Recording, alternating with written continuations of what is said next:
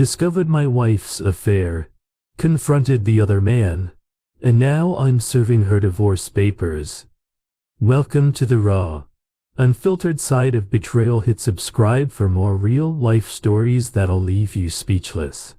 Wife cheated on me, so I confronted her, affair partner, at his house and did this. I'm sitting out in front of AP's house to confront him today. I caught them and confronted her about the affair 3 months ago.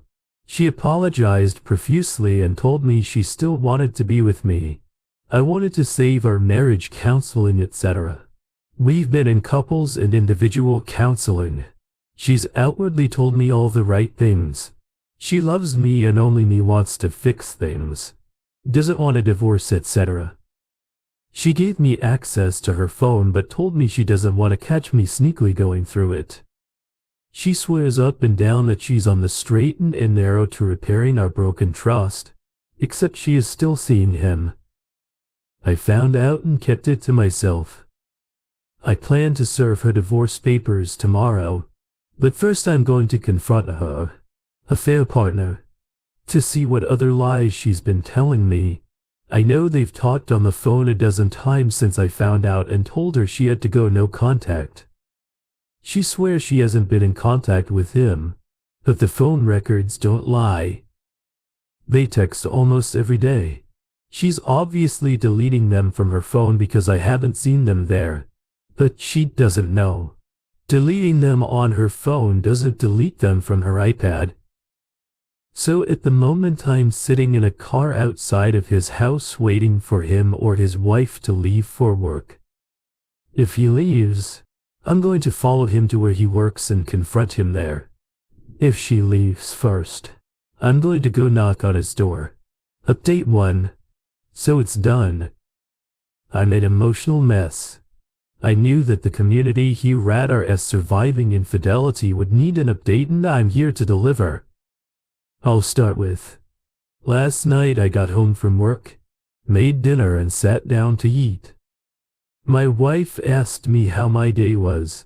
I replied uneventful. That was the extent of it. We ate, played with the kids and put them to bed, like everything was normal. She and I sat down on our bedroom to watch TV and she said nothing for like 2 hours. Finally, after our shows were over, she spoke her. I'm going to bed, and that was it. No confrontation, no discussion, nothing. She went to bed and I stayed up playing video games for another couple of hours before I went to bed myself. I slept like crap and finally woke up at 5 a.m. The reason I wanted to serve her today was that we had a marriage counseling session over the lunch hour. I had already read our therapist in on what I intended to do, so when we sat down and started the session, I didn't wait. I talked to affair partner yesterday. Yeah. I talked to him too. Yeah. I know I don't get it. Why would you go talk to him? Because I needed answers to some questions I had and you weren't being honest with me. Oh yeah. Well, what did he tell you? Cuddy. He sold you down the river. What does that mean? He told me everything about what you guys have been doing, the sneaking around, the secret meetings, the lovey-dovey phone calls, everything he told you, yeah? Everything. I then went on to list out all the details I already knew of their texts, calls, the video games, Subnautica, meetings, dates, times, etc. She started to bawl. So it's clear to me that while you've been in here telling me one thing, your actions tell a completely different story. So I'm done. What do you mean? You're done? Handing over the divorce papers. I want a divorce. She took the paperwork in her hands, like it was a venomous snake, and stared at it. She then looked to the therapist for help. How do I fix this? I don't want a divorce. I want you. I want our life. I want to stay the therapist. Do you see where a confronting AP is coming from? When your words and your actions are telling conflicting stories, You always believe the actions, not the words. Your actions have told me all I need to know. How do we move forward from here without fighting, without without dragging our children through the mud? The rest of the session was surprisingly cordial. There were a lot of tears on both sides. I expressed how betrayed and angry I am that she would continue this affair behind my back, thinking of me as the lovable idiot who would never know she cried because her entire life, as she knows it, is ending. I told her I cut off her money supply, that she can use half of what we have to hire a divorce attorney. I told her she could not live in our home anymore. She will need to go stay with family or friends. I told her I was done and that there is no chance for reconciliation. She cried more. When we talked out of the appointment, she grabbed my hand and made another last-ditch effort to garner my forgiveness. I pulled my hand away and told her in no uncertain terms that was done and I did not want her in my life anymore. She fell to the ground sobbing. I walked out the door and left her like that. As I drove away from the therapist's office, I called the fair partner's wife and left her voicemail saying, I really need to speak with you. Please call me ASAP. I then called my attorney and told her to file the paperwork but to hold on the TR unless things got ugly. My wife called and texted me several times after I left. I let them go to voicemail and haven't listened to them yet. I felt dead inside as I drove to her parents' house. Before I walked in, my phone rang. It was a fair partner's wife calling me back. He hadn't said anything to her. I told her I needed to meet with her in person and could I meet up with her in an hour. She said yes at a place and time. I walked into her parents' house and told them everything. Her mom started to bawl immediately. Her dad sat there stone-faced. I told them that I love her and I tried to make it work, but that I refused to stand there while she continued to cheat on me behind my back. They were so totally shaken that it was hard to gauge their feelings. I told them that I wouldn't slander her or spread the truth around our friends and family, but that they needed to know the truth about why we were divorcing. I told them that I don't expect them to support me in all of this and, frankly, I want them to sort her because she's going to need it. This all goes back to my kids. If she cannot afford a decent place to live, I don't want my kids living in squalor during the time they spend with her. Parents can and will support her financially. I told them I love them and that I would miss our relationship. Her dad and I shook hands and I hugged her mom before I left.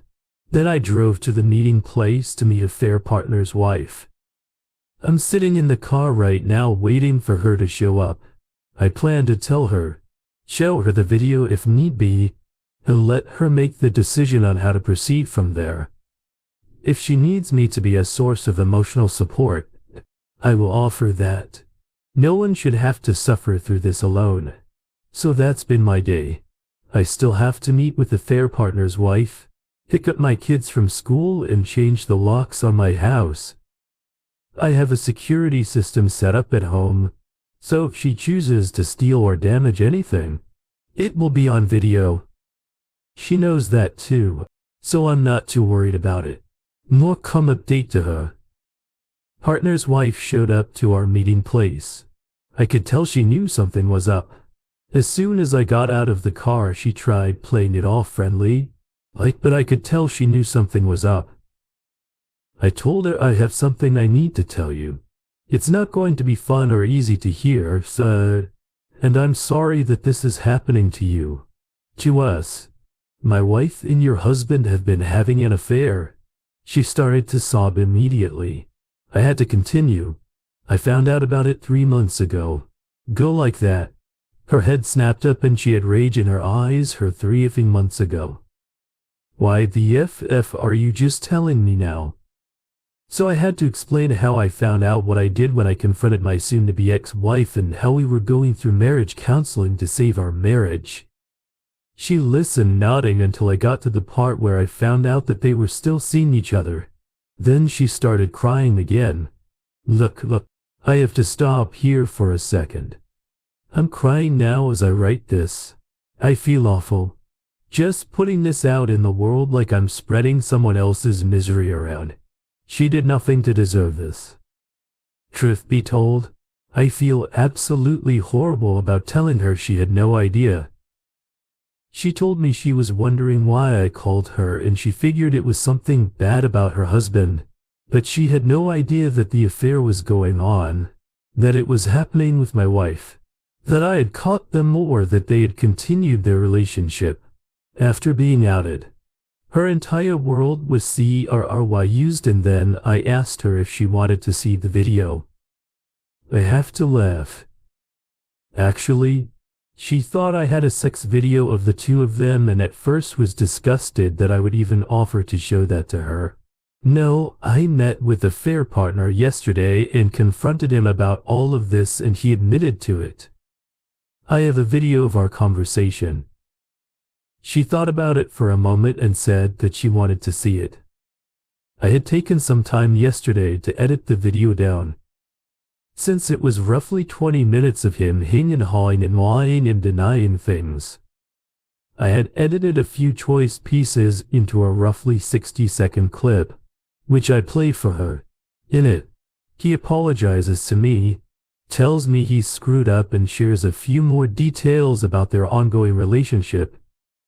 She started crying again as soon as I hit play and she saw his face and I stopped it and asked if she was sure she was, and I left the video play out. At this point there wasn't much more to say. I told her how sorry I was to be the person telling her. She thanked me for opening her eyes. I told her I knew exactly how she felt, because I was feeling the same things 3 months ago, when I found out. I told her that if she needed to talk, if she needed to vent, if she wanted to scream obscenities, she could call me and I would be there for her. She thanked me. We hugged and left it at that. I honestly don't know what she's going to do now, but I'm sure it won't be good news for a fair partner. I truly feel awful for her and for her children. I hopped in the car and headed home. My phone had been blowing up during her conversation. My soon-to-be ex-wife had been trying to reach me since I left her earlier today. I had checked the security footage at home and she hadn't been home yet, so I headed home. When I got there, she was sitting in the driveway smoking.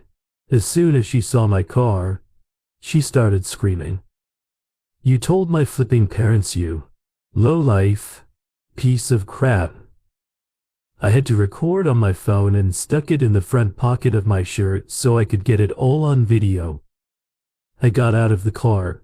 In the driveway, she was blocking the garage and answered her, yes, I didn't deserve to know the truth about why we are divorcing. I didn't lie or make anything up. I told them the truth and I told them that they should love and support you. Through all of this took the wind right out of her sails. She went from rage to being a bawling mess. In seconds she kept apologizing, asking what she could do to fix things, telling me she never wanted any of this, etc. I listened, and when she finally ran out of things to say, I responded, I told you everything I had to say at the therapist's office today. I have nothing more to say about this. I'll pick up the kids from school and feed them dinner. You're welcome to get some things, but you cannot stay here tonight. I suggest staying with your parents at this. She got angry. You can't keep me from my children. No, I don't intend to keep you from our children, but given the state you are in right now, I don't think it would be a good idea for them to see you like this. I'll tell them you want to stay with Graham and Gramps for a few days because Gramps has been sick and Graham needs some help around the house. They will understand that and they won't question it. But we need to decide how and when we are going to tell them about this, and it needs to be before the end of this week. She started sobbing again. My heart broke for her in that moment. I saw the woman I loved, the woman I married, the woman I pledged to spend my life with, wound, emotional and long lost and hopeless. I hugged her and told her I was sorry that this was happening, but that this was the result of her decisions and that I would no longer stand by and be married to a woman who would treat me like this. We stood there and embraced for a long time, her crying into my shoulder in that driveway. Finally, she pulled away and tried to kiss me. I pulled back and said that's not going to happen. She broke down again and walked into the house. I went into the kitchen and fixed my very stiff drink. After 20 minutes or so, I heard her come into the house. She quietly went to our bedroom and I could hear her packing a bag. I stayed in the kitchen and she found me there with her suitcase packed. I hope you're happy. She told me I'm not happy at all. I responded, I didn't want this. I wanted you. I wanted us. I wanted a wife who would love me and treat me with kindness. And instead I got this. So no, I'm not happy at all. She screamed to me then, why are you doing this? Why aren't you throwing away everything we have? I'm not. I responded, you threw all this away when you went back to a fair partner. Now I'm just cleaning up the pieces. She screamed a few more choice obscenities at me, but I wouldn't try to take her bait. When she realized I wasn't going to engage with her, she left, slamming the door so hard it knocked a picture frame off of the wall in the back hallway. I heard her screech out of the driveway and she left. I finished my drink and replayed the video of her screaming and cursing at me if things get bad. I've got enough video evidence to keep myself protected legally. I picked up the kids after school and brought them home. I explained that Mom is going to be staying with GMG for a few days. The kids were sad but didn't ask questions. We ate dinner and they are getting ready for bed. I haven't heard from son Toby, ex-wife, affair partner or affair partner's wife in several hours. The house is going to be very quiet once the kids go to bed. Frankly, I miss it here with my bottle and just pour myself a few more drinks before bed. Update 3, I've mentioned already that I talked to a affair partner's wife on Friday. She told me that she is not ready to end their marriage and that they are staying together and are going to try and make things work. They are in counseling. They have children together and I don't begrudge her trying to save her marriage. I did the same thing when I was in her shoes. Their kids don't know. I wish them nothing but the best and I hope they are able to work things out. She asked me not to contact her while they work on things and I fully intend to respect her wishes. I hope they can salvage things. My wife and I had another therapy appointment on Friday where we exclusively discussed how to tell the kids. She told me that she doesn't want to get divorced. She begged me over and over again not to go through with this. I told her that she made the decision for me when she went back to a fair partner. After I told her not to, she told me that they hadn't slept together again after I found out why, and that she didn't discuss the details of what she and I were going through. When I confronted her with what I knew again, she broke down and told me she knew what she was doing was wrong, but she didn't think about the consequences, just that she needed someone to confide in a fair partner because she couldn't talk to anyone else about it. You know, like me, her husband who she was supposed to be trying to work things out with. Even when I do consider forgiving her and giving it another shot, I just keep going back to the lies and deception. She just keeps digging her hole deeper, lying to me about sleeping with a fair partner again, lying to me about what she told him.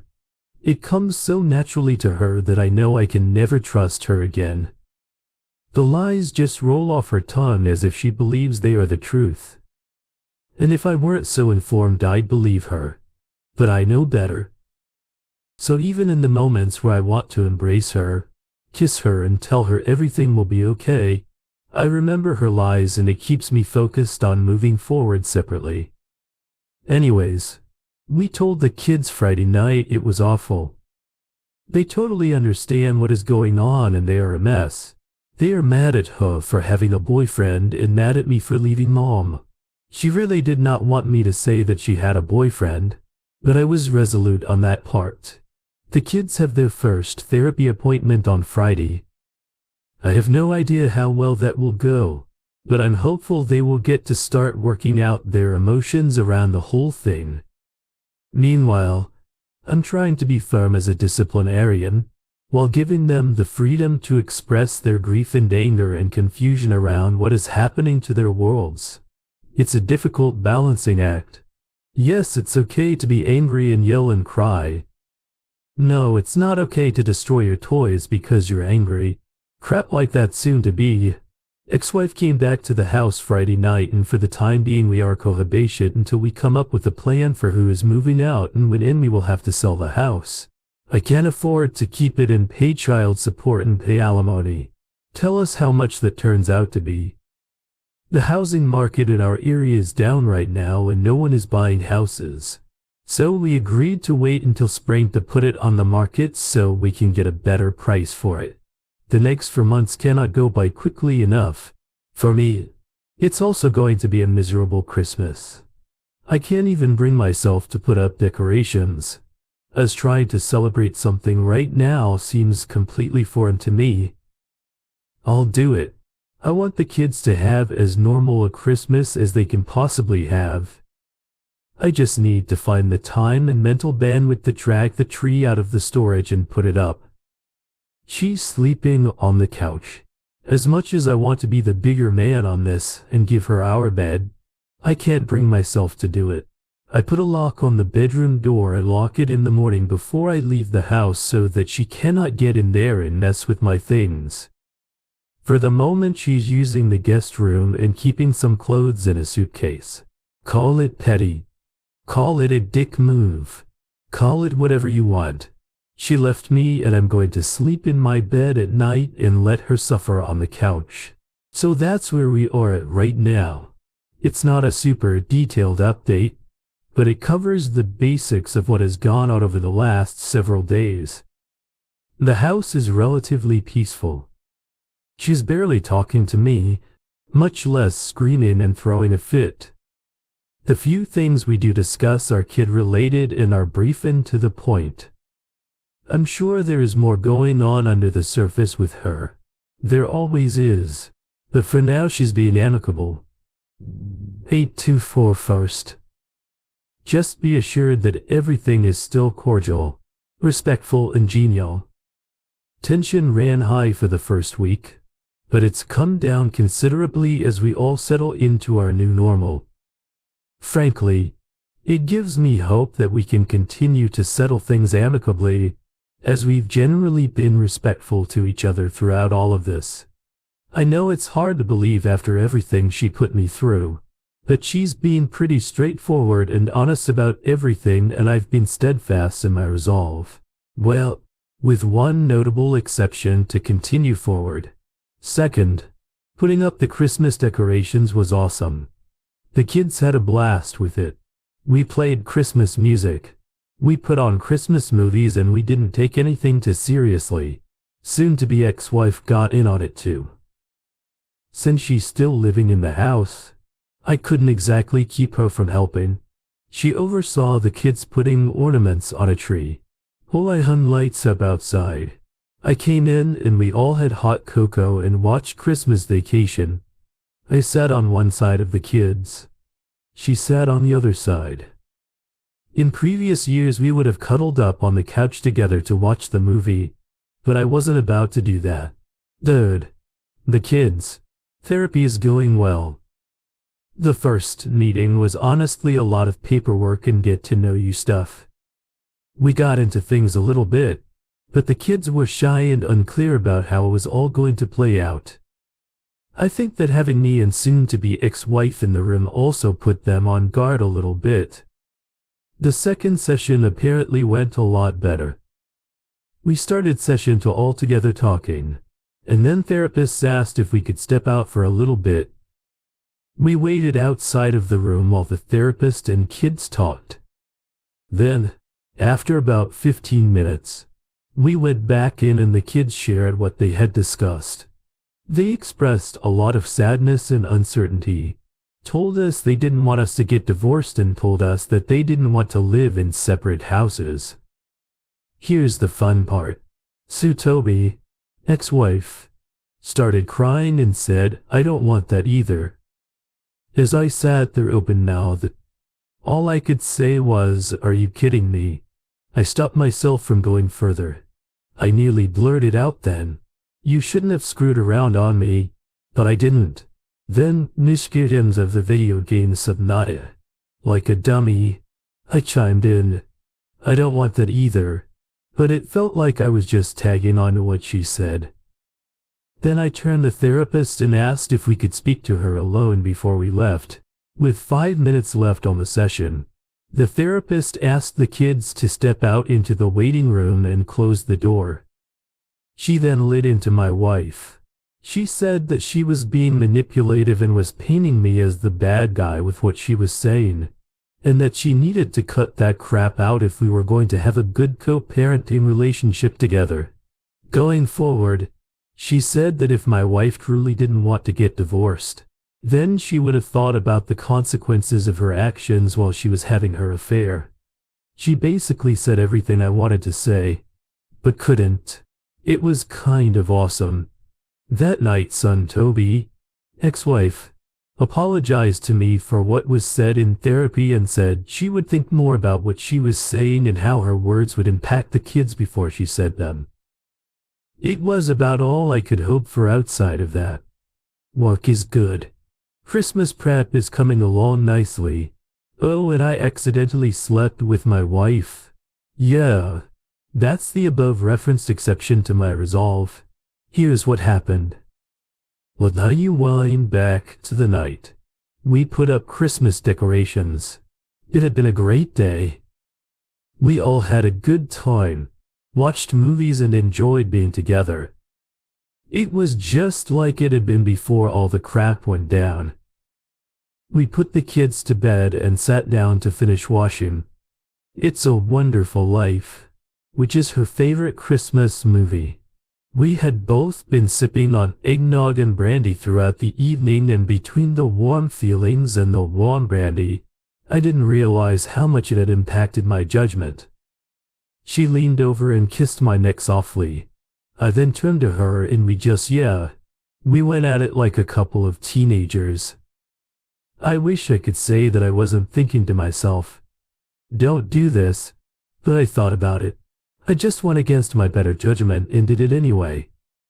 This had been so long since she and I had been together. I know I wasn't in my right mind. That said, it was great. We both had a fun time, but as I lay there afterward, I just started to get disgusted with myself for doing it. After all this time, after all of her betrayals, after all of my good progress, I'm still mad at myself, and now I've got to deal with all of the fallout from this. I told her that night it didn't change anything between us, that I still wanted divorce. I told her it couldn't happen again and that we weren't going to go back to the way things were. She aged. She said she agreed. But who the heck really knows with her? I haven't had a chance to discuss it with my therapist or with our marriage counselor, who we are still meeting with, and I've got to get an STD test because I don't know if she picked up something from a fair partner or not. I don't have to worry about a surprise pregnancy because I had a vasectomy several years ago, but the rest of it just absolutely boggles my mind. How could I have been so stupid and let my guard down? I'm sorry to disappoint anyone here with what happened. I'm imperfect. I'm mad at myself, and I'm not going to let it happen again. Final update, let me start out by saying that my wife and I ultimately decided to stick it out. Yes, I know that will disappoint a lot of you. I know that I struggled with feelings of disappointment in myself for most of last year. We are not back to one, nor do I know that we ever will be, but things are certainly better. To get to this point took about 9 months of intense therapy, both individually and together, along with the therapy with our kids. We both had to be willing to forgive and move on. Frankly, I consider it to be something of a miracle that we made it this far. Here's how all of that went down. After my last update, I made it clear that we couldn't be sleeping together again. We continued to go to cruise therapy, and she really started to open up about what she was thinking and feeling and what led her to reunite with a fair partner at some point, probably in March. It became clear to me that something had changed in us both. We weren't going through the motions. We were honestly expressing ourselves to each other. She had deep-seated fears of becoming lost and being a wife and mother. She wanted something that was missing and tried to get it outside of our marriage. Don't get me wrong, I wasn't falling for a con. I truly believe she was lost and looking for something she was missing. Yes, she should have looked for it with me, but she didn't. I have forgiven her for that.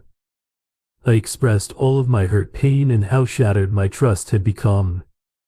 I was fearful of getting burned again, and honestly, I still am to a point. I know it could happen. Really, anything can happen, but I've given up on my need to control things and have handed it over to my faith in her that she will never do something like this to me again. It's not just that. I derive a great deal of inner peace from having a plan. That's just who I am personally. I have a need to plan and work through details, and doing that gives me comfort. I know what I need to do if I ever started to question her loyalty or found evidence of her cheating again. That plan gives me strength and allows me to put the hurt out of my head. For months, her cheating in line was all I could think about. Now I rarely think about it anymore. She has not spoken to, reached out to, or checked in on a fair partner in over a year. I know this because I have access to her phone, laptop, and Facebook messages, which she agreed to allow me. For a while I was tempted to check her stuff every single day. It was hard not to want to go through every single message and question who she was texting and why, but with time, my desire to check in on her subsided. I always made sure that I did it randomly and without warning, so I could catch her if I needed to. I haven't done that in probably 2 months now, and I don't think I'll do it again unless something makes me suspicious again. Therapy helped considerably on that front. I have not spoken to a fair partner or his wife since I last reached out to her in December of last year. Frankly, I'm fine with that. I can see on Facebook that they are still married, but I don't dwell on it or check it often. I've set a profile so that it doesn't show up in my newsfeed, and I honestly think that the last time I checked it was 3 to 4 months ago. I don't care what happens to them anymore. We sort of separated ourselves from the group of friends we were running with and made new friendships. I don't think that the old friendships were outright toxic, but those couples had different priorities that did not align with who we wanted to be as a couple. They were very social and outgoing in a way that was okay, with drinking to excess, doing drugs, bragging about money, and social positioning. They were nice people, but ultimately not who we wanted to spend our time with. Our new group of friends is great, still chill and outgoing, but without the excessive drinking and drugs. More focus on family and a more positive atmosphere all around. We spent New Year's Eve 2018 with our old group and woke up New Year's Day hungover and worthless. We spent New Year's Eve this year with our new group and still had a great time, but got home with the kids early enough that we were able to enjoy ourselves and our kids on New Year's Day. Our kids know that we are staying together. We decided over the summer, June, Incredible Life, July, to put the divorce proceedings on hold.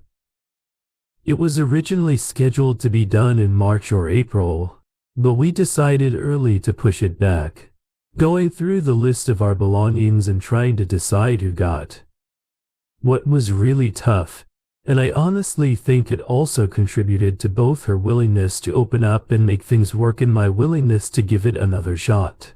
We told the kids we were no longer going to get divorced, that sometimes mommies and daddies need to work through hard things, and that we were going to keep trying to work through this. She moved back into our bedroom in August, and I took a lock off the door. Life is not perfect, but it's better and it keeps getting better every day. She expressed to me on Christmas how sorry she is for everything that she put me through and how she will keep trying every single day to rebuild my trust and love. I do love her, probably now more than ever. I understand now how couples can make it through something like this. We planned a family vacation together this spring, while the kids are on spring break from school, and I think we are all really looking forward to it. We still meet with our cruise therapist weekly and are both still doing regular, not weekly individual therapy outside of our couple sessions. Our marriage counselor told us that she's amazed at how we have handled this and how we keep doing the work to heal the fractures in our marriage. It wasn't easy for a long time, but it's easier now than it was. I want to be as clear as I can be on what we did to heal. I know that the rest of this post is somewhat vague, but I want to be crystal clear on what we did to make it work. Maybe this will help someone else. I'm no expert. This is just what worked for us: therapy, individual and couples therapy. On both sides. Therapy helped me understand my shortcomings as a man, as a husband and as a father. It helped me find clarity and peace in myself and helped me regain a sense of confidence I lost when my wife cheated on me. Her individual therapy helped her identify and deal with her own shortcomings as a wife and a mother. It helped her decide if she really did want reconciliation or if she wanted to go on her own way once she decided she wanted to reconcile. Our couples therapy helped us figure out what the path to that was and what our lives would look like on the other side. We both committed to working towards that common goal. We bought in fully and did the work outside of therapy to rebuild our relationship. This included radical honesty. When I was feeling something, I told her. When she was feeling something, she told me we didn't keep our feelings inside. We expressed them, and when she was telling me, I put aside all of my distractions and really listened to her. She did the same for me. Daily check-ins. Every night, I would put the kids to bed. We would sit down and check in with each other. How was our day? What was our plan for the next day? How are we feeling about each other? These conversations were difficult at first, but became second nature with time. Now I look forward to our nightly check-ins and I know that they have had a significant positive impact in our relationship. Asking each other questions, this was kind of like we went back to the phase when we first started dating. Look, she and I have been together for a long time and we are not the same people we were when we first started dating. People change. The question is whether or not the people we are now are people who can still be together in a healthy marriage. I found a list of questions online that range from what is your favorite color and what would you do if one of your parents died right now. We went through the list. Then we found another list and another one. It's become kind of fun rediscovering who she is. Acts of service. I'm not a super religious person, but we found a Christian-based guide to repairing a marriage after infidelity and included doing acts of service for your partner. This ranged from simple writing them a note, doing a chore that they were responsible for, sending a message in the middle of the day, to more extravagant things: date night alone, buying a thoughtful gift, taking the weekend away together. Again, these little things began to add up and rebuild my trust in her and my love for her. Simple things, like when she took out the trash for me when I was working late one night, went a long way. Stopped dwelling on it. This was hard for me. I had to actively choose not to engage in thoughts that took me to a dark place. This was also incredibly uplifting because it freed up my mind and energy to focus on other things. Whenever I'd feel like I was starting to go down the path of getting wrapped up in it, I would do something to take my mind off of it. Work out or go for a run. Watch something funny on TV. Play something distracting with the kids. Eventually I stopped thinking about it regularly and, as I've mentioned before, as time went on, I thought about it less and less. I hope you don't take this as me preaching a nut. I honestly believe that some people shouldn't be together. I honestly felt that about us until partway through last year. Some people can make it work. Others definitely shouldn't. I can't judge your situation any better than you can judge mine from the outside, but for now I truly believe that we will be together for the long haul. Something else, I can't log in and check this account regularly because it starts to dredge up my old bad feelings about what happened between us. I plan to post this and then I'll check in again in a few days and then I'll probably just leave the account alone for the future. I don't want to delete it in case someone else can benefit from the discussion, but I can't re-expose myself to all of this repeatedly if I want to continue moving forward with her. I hope you understand. Thank you for tuning in. Don't forget to subscribe, comment, and bookmark. We will provide you with more high-quality audio videos on the topic of infidelity.